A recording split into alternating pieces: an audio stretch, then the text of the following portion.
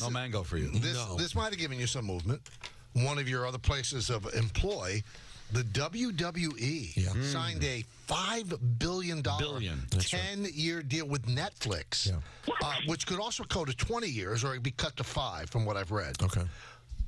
I mean, there's got to be some more money in there for you. There's more Gucci sweatshirts is what I'm saying. I mean, listen, it certainly sounds good for business, no doubt about it. For the immediate future, it sounds like the premium live events, which are what I work, are still going to be on Peacock. And then internationally, they'll be on Netflix, with Raw picking up on Netflix in January 25.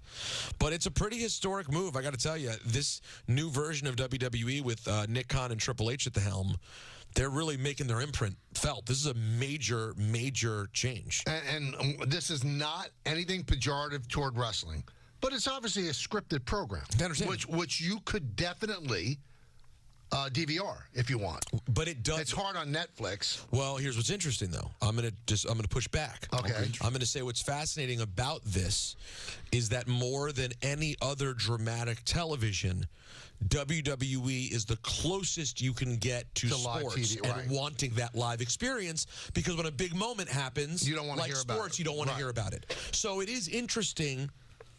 That is the first, it's a really big first step in terms of getting a weekly. It's the longest running ever weekly episodic program, and that is now leaving cable television and going to be on a streamer. Will it stay on Monday?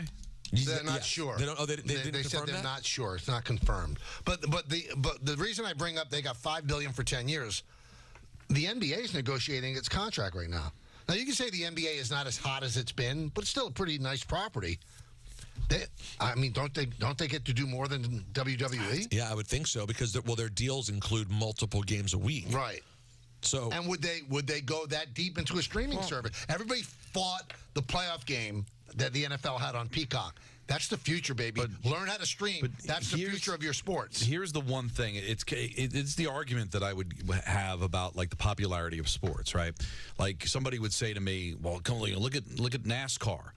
They had a race on Sunday, and it did better than the NHL game on ESPN.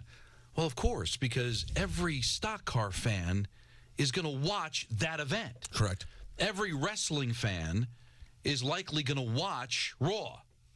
But a individual NBA game, not every NBA fan is going to watch that game. So it's interesting, right? Like, as big as the NBA is, from a national standpoint, you start putting 5 or 6 games on, not everybody is going to watch every one of those games.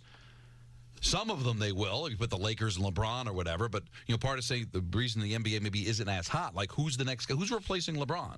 Like, who's the next superstar you're going to want to have to see? Otherwise, you're talking about local games that some people may watch, some people may not watch. Every wrestling fan is going to watch that event on Netflix. Yeah, that's why it's so valuable. So Raw gets somewhere between, 1.5 and 2 million viewers a week.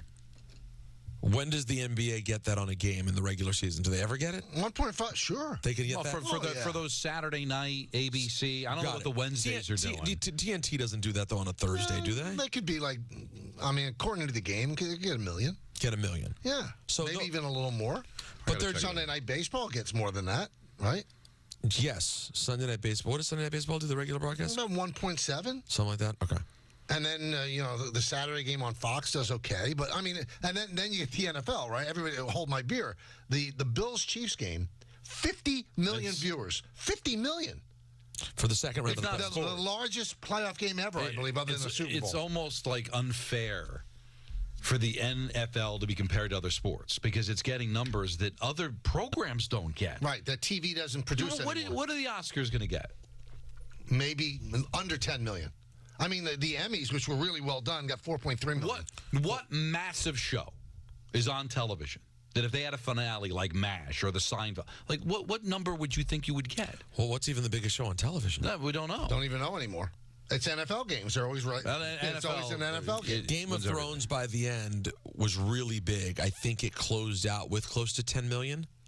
Right. But that was after years of building and building. And it didn't get that early. That's pretty much what Amazon gets for bad Thursday Night Football. Right. A streaming service. So, yeah, the world is changing, everybody. You got to embrace it. You might not like it, but you got to embrace it.